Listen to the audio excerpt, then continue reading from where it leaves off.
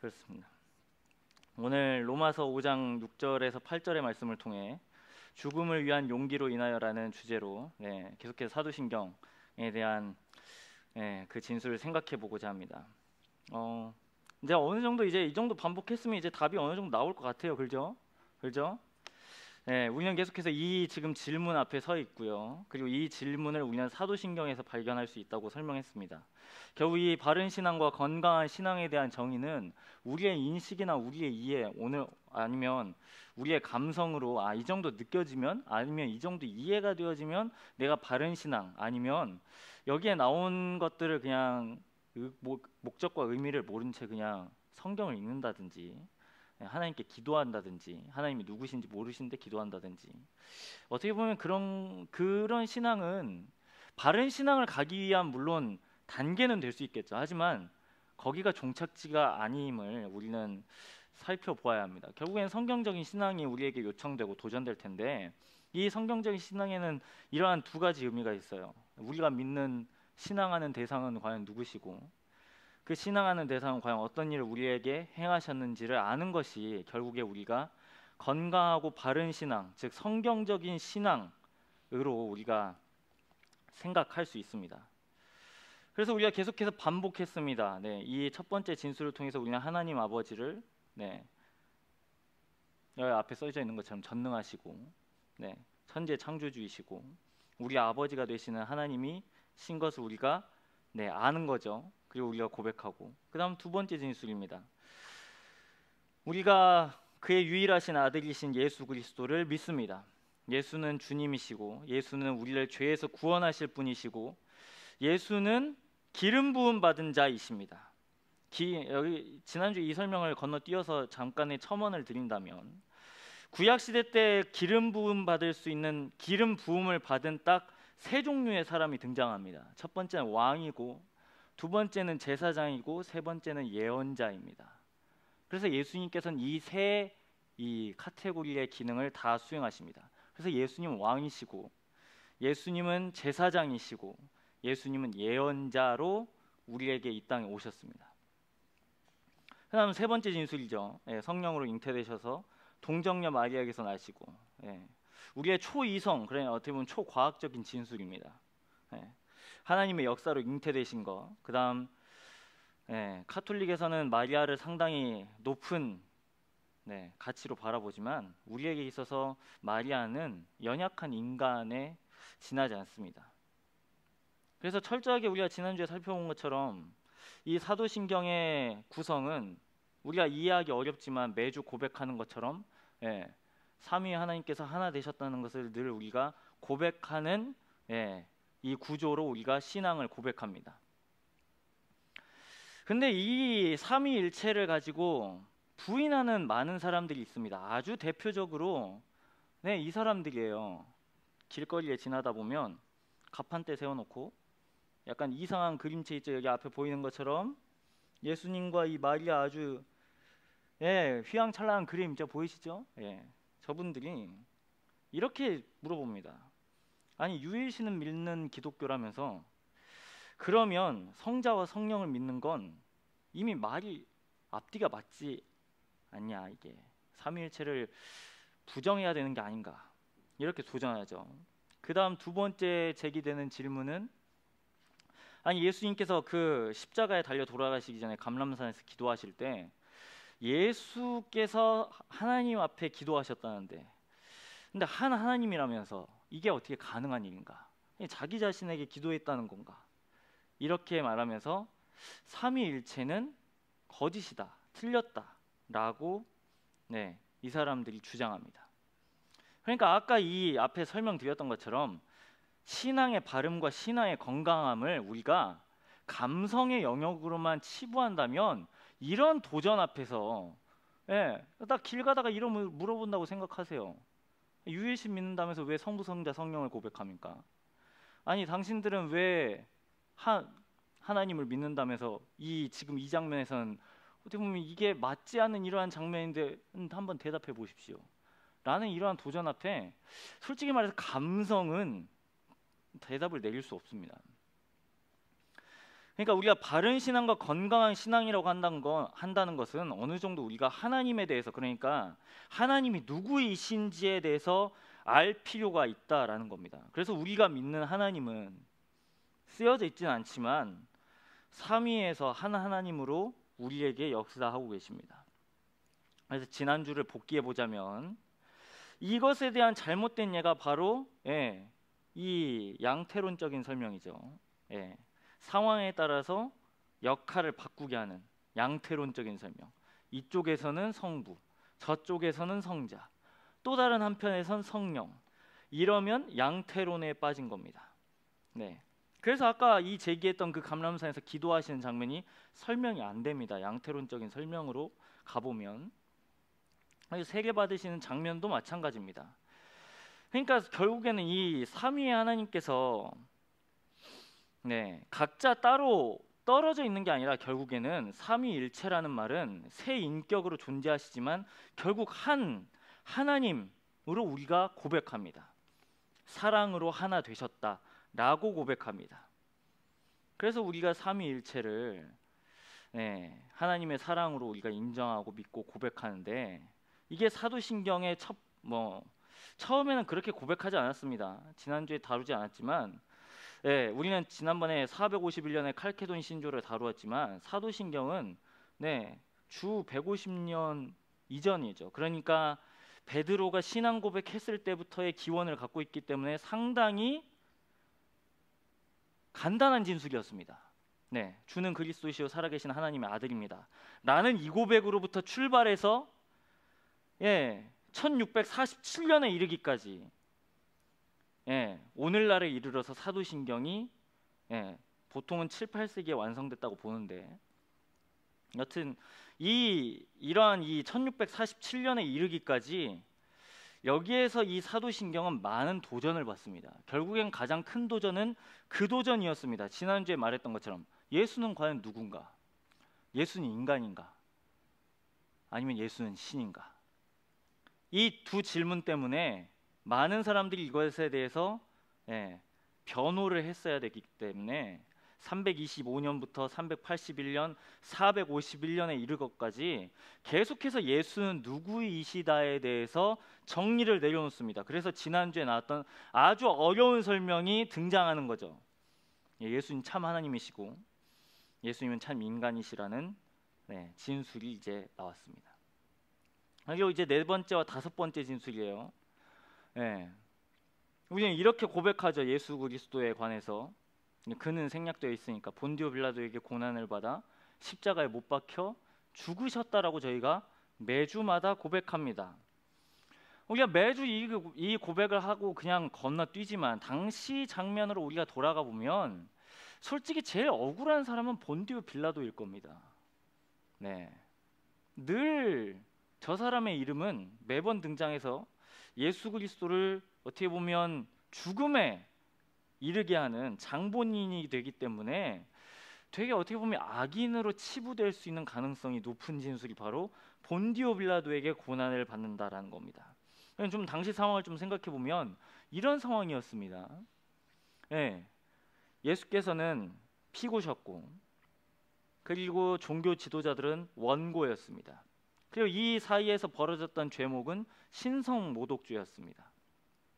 그리고 이를 두고 판결해야 될 사람은 유대인도 아니고 로마인이었습니다. 왜냐하면 이스라엘이 로마의 속국이었기 때문에 빌라도라는 사람에 의해서 재판이 진행되죠. 근데 우리가 성경에서 잘 생각해 보면 곧바로 이 빌라도라는 사람이 예수 그리스도를 죽음에 내몰게 하지 않습니다. 풀어주려고 애를 쓰거든요. 몇 번이고요. 그런데 저 원고들이 가만히 있지 않는 거죠. 이제 예수를 놓아주면 뭔가 이제 무브먼트가 약간 일어날 것처럼 보이는 거예요. 자기의 이 권위 앞에, 그러니까 솔직히 말해서 자기가 통치하는 시절에 큰 변고가 안 일어나는 게 그게 좋은 거잖아요. 그러니까 저 사람들이 이제 딴지를 걸고 일어날 것 같은 무브먼트가 일어나다 보니까 하는 수 없이 예수라는 사람을 죄가 있다고 넘겨버립니다. 여기에는 아주 심오하다기보다 아주 복합적인 이해관계가 있습니다. 이런 이해관계예요. 예수라는 한 사람을 두고 날린 거죠. 정치계, 종교계, 군, 이 세 부류가 예수 그리스도를 죽이려고 달려든 겁니다. 이러한 상황 가운데서 우리가 아는 것처럼 성경의 기록은 여기에다 대고 예수님께서 적극적으로 변호했거나 아니면 그 자리를 탈출하셨거나 아니면 기적을 사용하셔서 그 자리를 벗어나지 않으셨습니다. 그냥 그 자리를 감당하시고 그냥 죽으셨습니다. 근데 여기에서 아주 놀라운 건 저 가장 먼저 위에 있는 빌라도가 대표격으로 이름이 써여 있죠. 늘 사도신경 가운데. 그러니까 여기 본디오 빌라도라는 말은 뒤에 말들이 다 생략된 겁니다. 종교 지도자도 빠져 있고요. 헤롯도 빠져 있는 겁니다. 당시의 상황은 지금 이 사람을 죽이기 위해서 다 한 뜻이 되었습니다.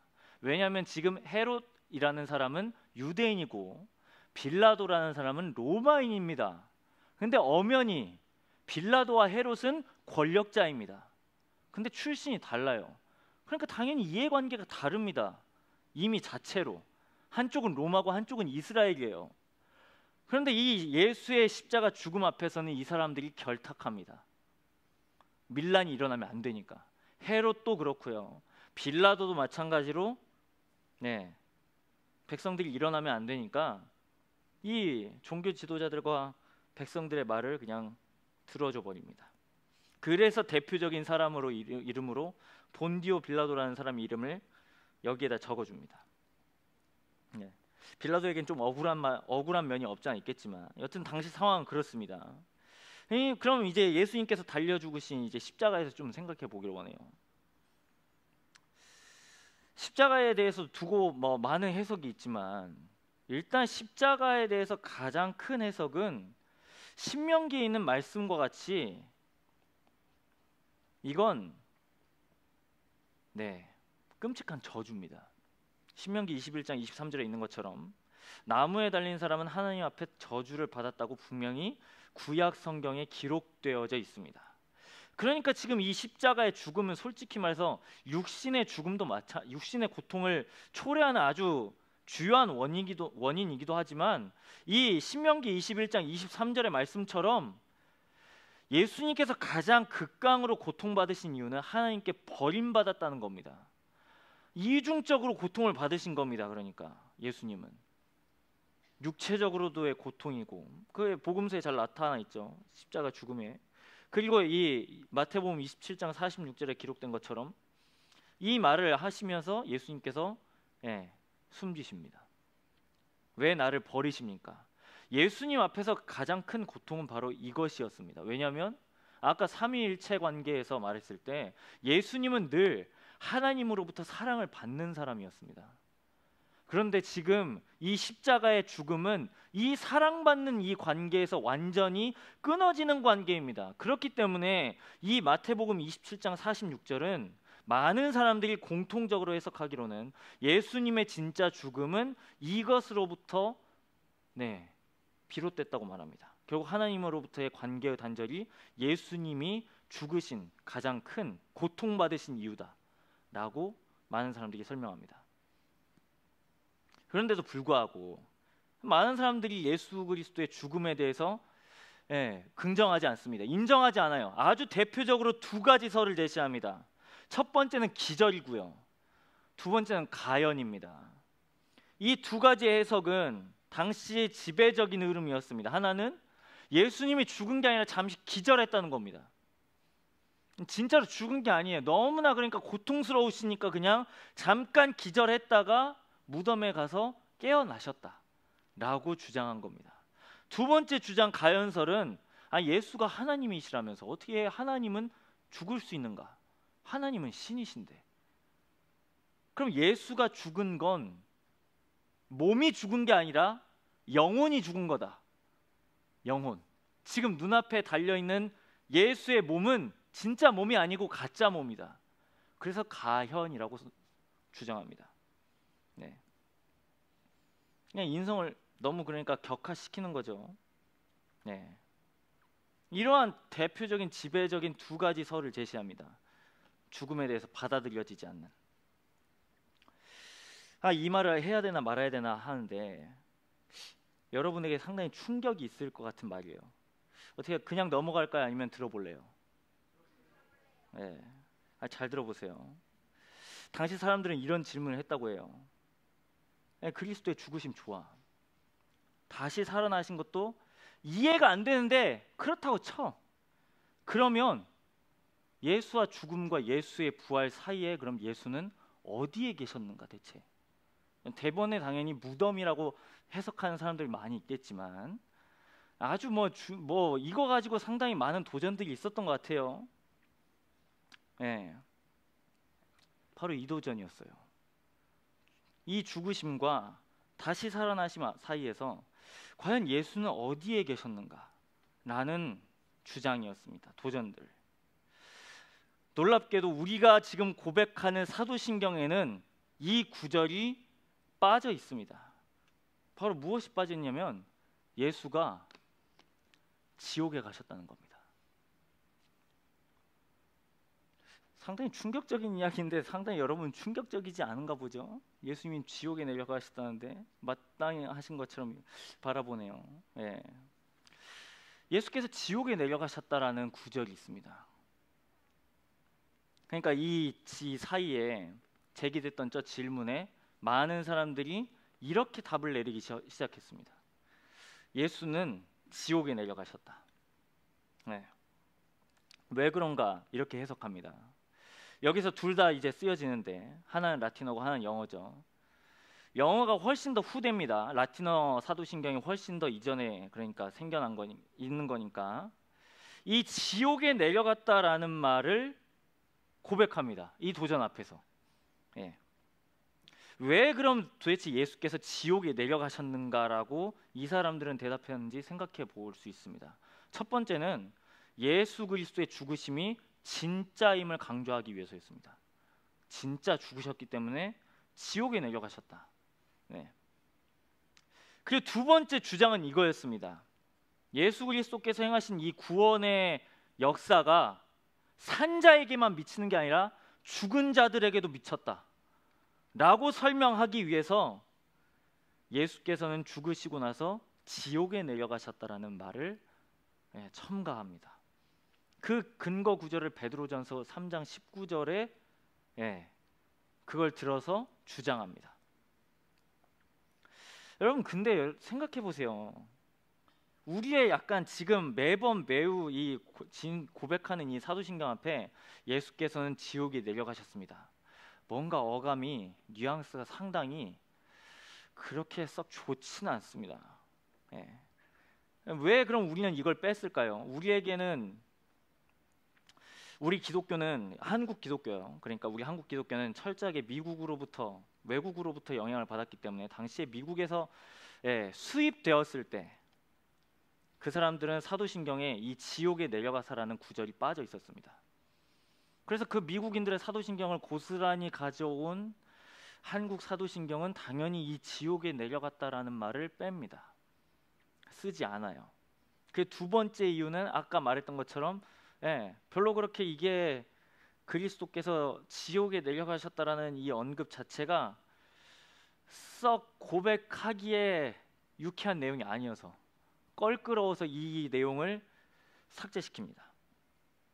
그런데 이 지옥에 내려갔다라는 말이 무려 8세기까지 계속해서 남아 있었습니다. 그러니까 상당히 오랜 시간 동안 남아 있었던 거죠. 그래서 이를 두고 두 해석이 이제 존재하기 시작합니다. 하나는 루터를 따라가는 사람은 이렇게 해석합니다. 예수 그리스도께서 지옥에 내려가셨다라는 말은 그만큼 예수 그리스도의 십자가의 승리가 강력한 것이다 라고 해석합니다.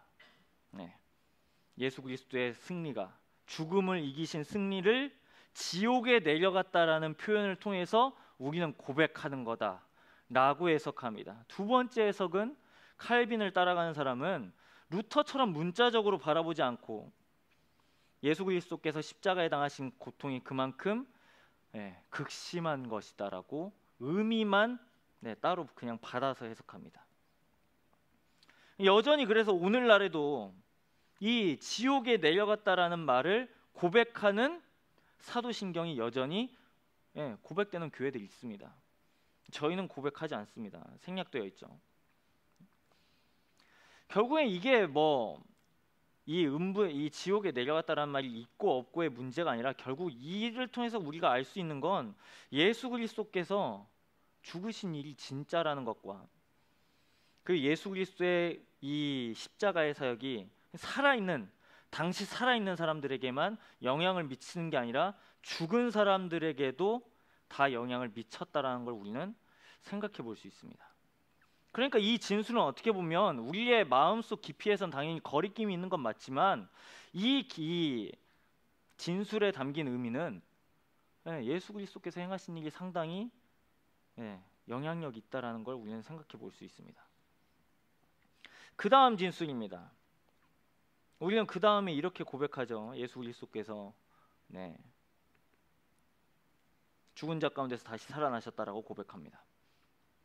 이것마저도 사람들이 다 예수의 부활은 거짓이라고 해석하는 사람들이 많습니다. 대표적으로 4가지 해석입니다. 첫 번째는 그러니까 예수의 제자들이 예수의 시신을 도둑질했다고 해석합니다. 도둑질했다. 안 나오나요? 왜? 나오나요? 네.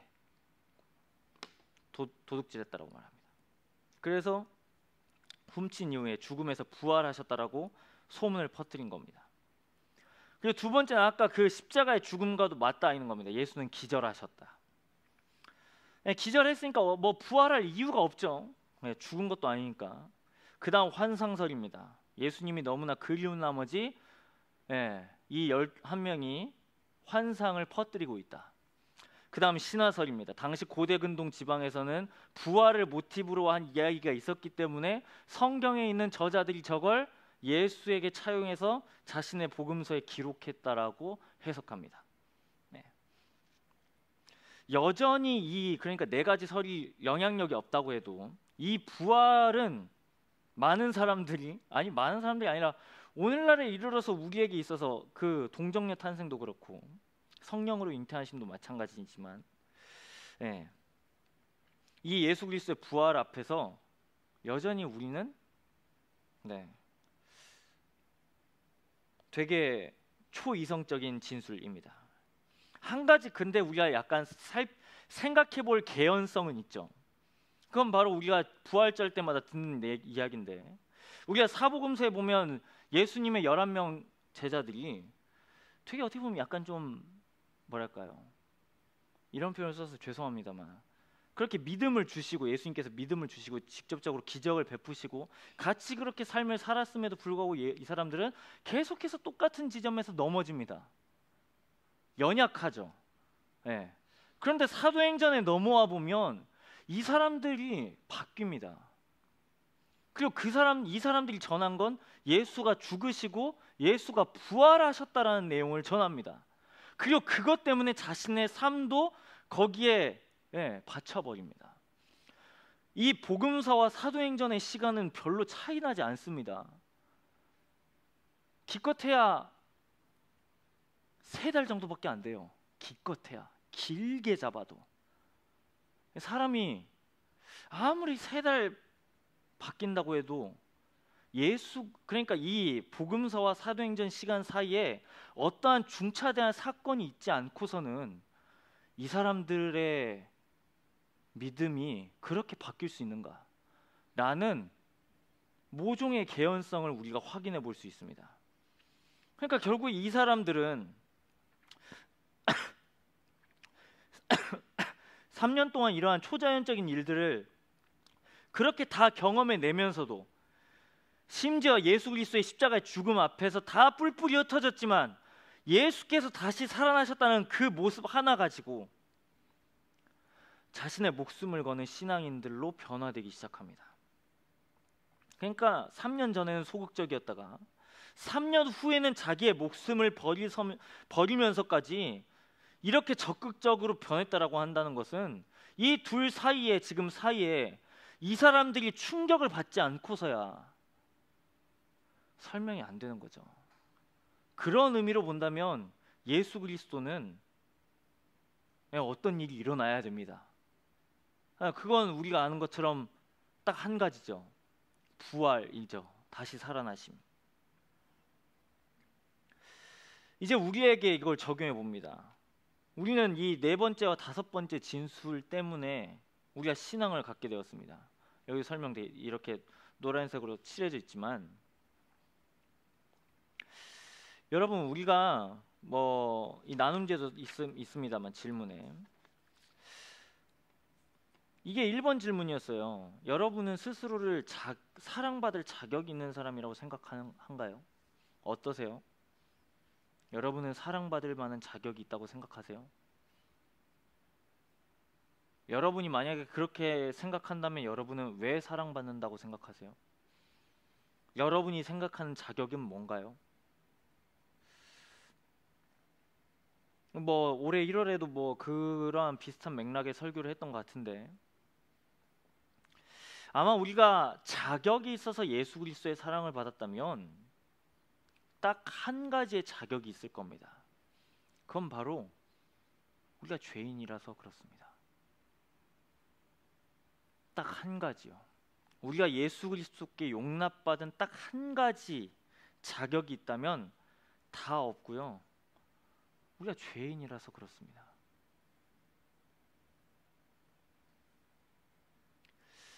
우리의 신앙은 저 두 가지 진술 때문에 서 있습니다. 날 위해서 죽으시고 날 위해서 다시 살아나셨고. 누군가는 이러한 허무맹랑한 진술 앞에 자기의 삶을 드리는 게 얼마나 미련한 것인가 라고 제기할지 모르겠습니다. 그런데 잘 생각해 보세요. 그게 약간 합리적인 접근인 것 같은데, 그렇게 따지고 보면 우리를 위해서 죽으신 예수님은요, 얼마나 허무맹랑한가요? 우리를 위해서 다시 살아나신 예수님은요,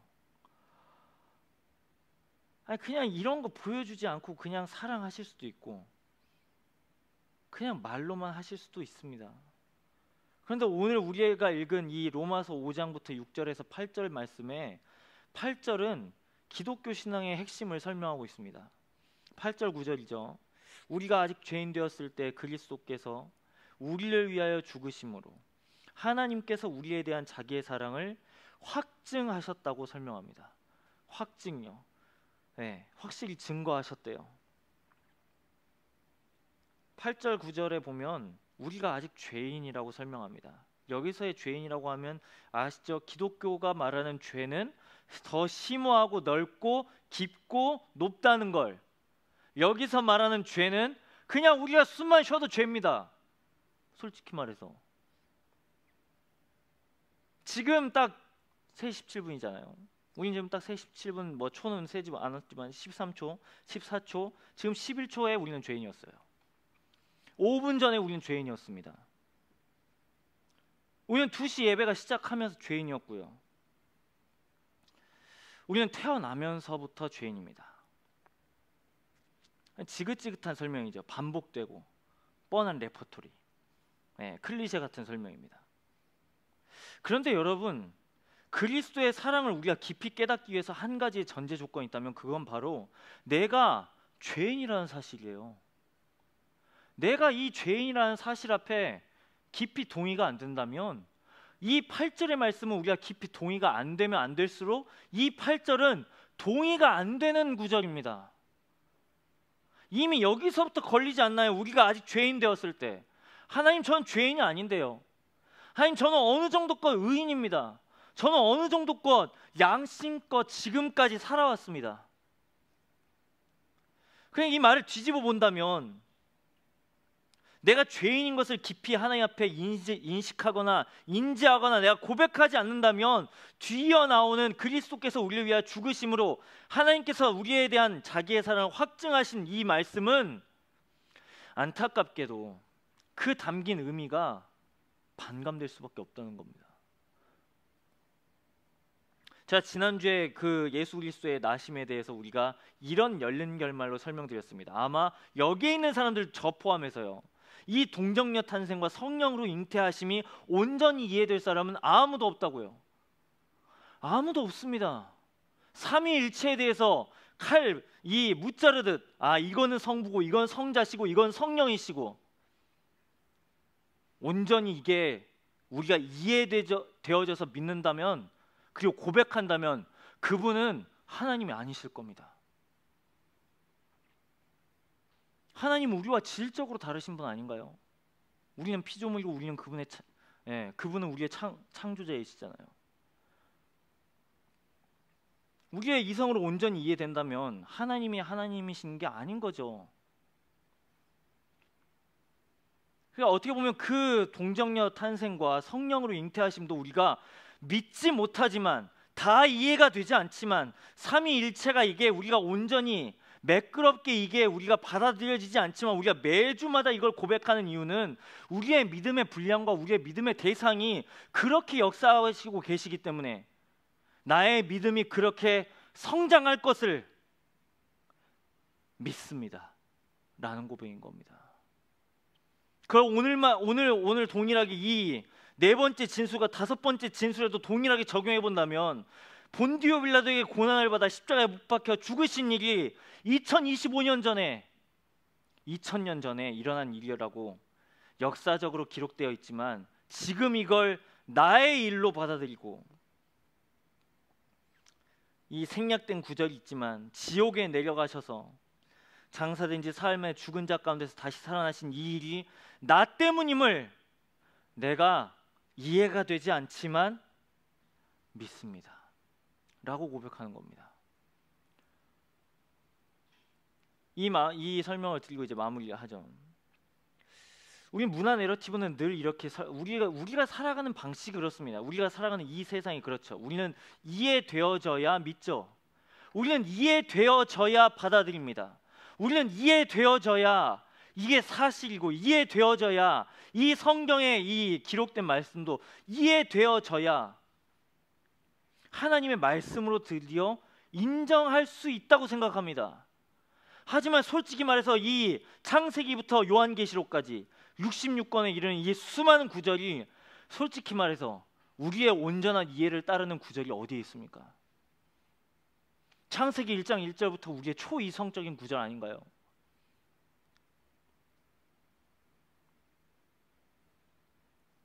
이 사도신경 앞에 우리가 늘 가져야 될 태도는 그러니까 목사님 그래서 어떻게 하라고요?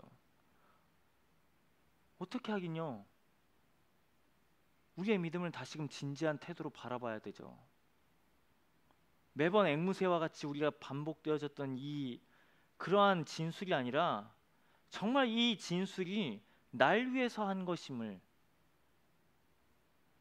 예수 그리스도께서 날 위해서 죽으셨다는 것을, 날 위해서 다시 살아나셨다는 것을 내가 이해가 되지 않지만, 내가 지금 감성적으로 이게 내가 느껴지지 않지만 내 의지를 사용해서 내가 믿는다라고 고백합니다. 그럼 여러분, 이걸 우리 하나님께서 들으시고 어떻게 한다고요? 이걸 믿음으로 이제 치환하셔서 믿음으로 받으신다고요. 이걸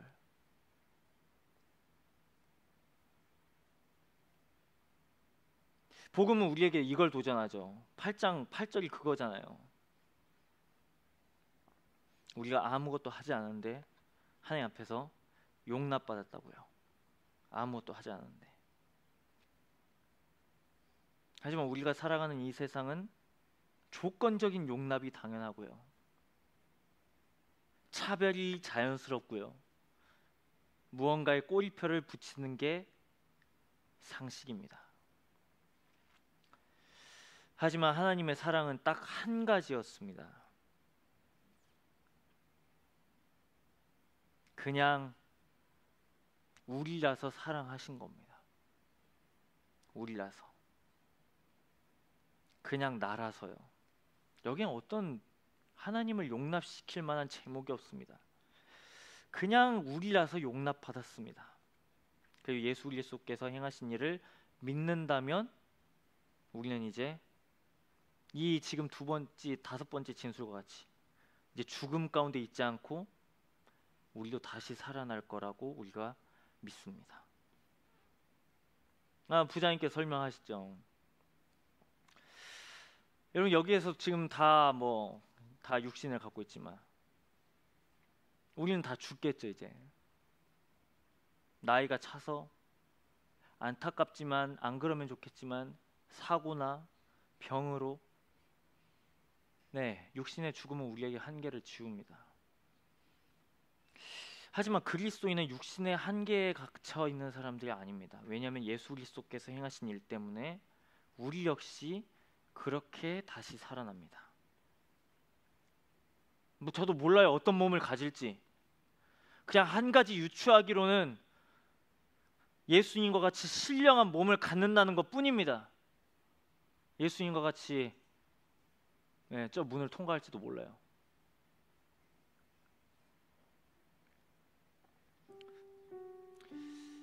결국 이 진술은 우리의 믿음을 요구하는 진술입니다. 우리의 진지한 태도죠. 아마 이 진술 때문에 우리의 믿음은 완성될 겁니다.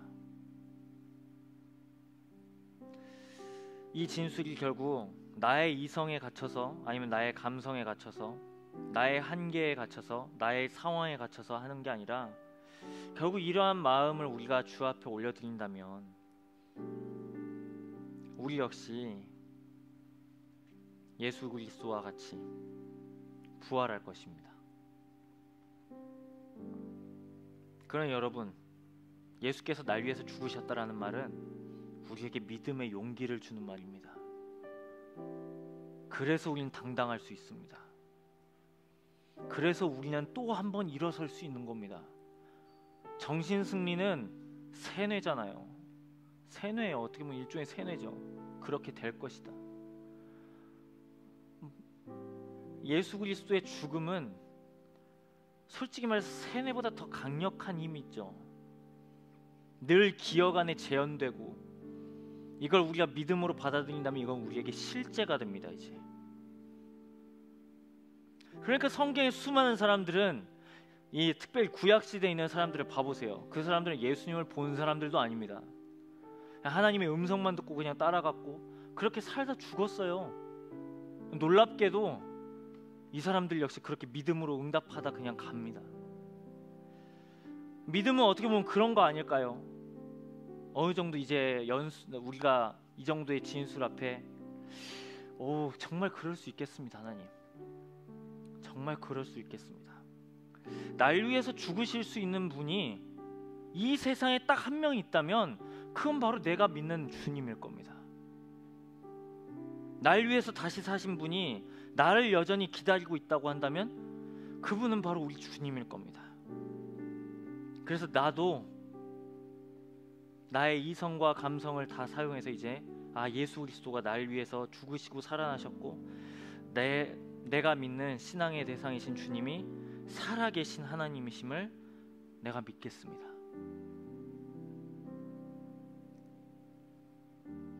이 믿음이 결국 우리를 우리답게 세울 것이라 믿습니다.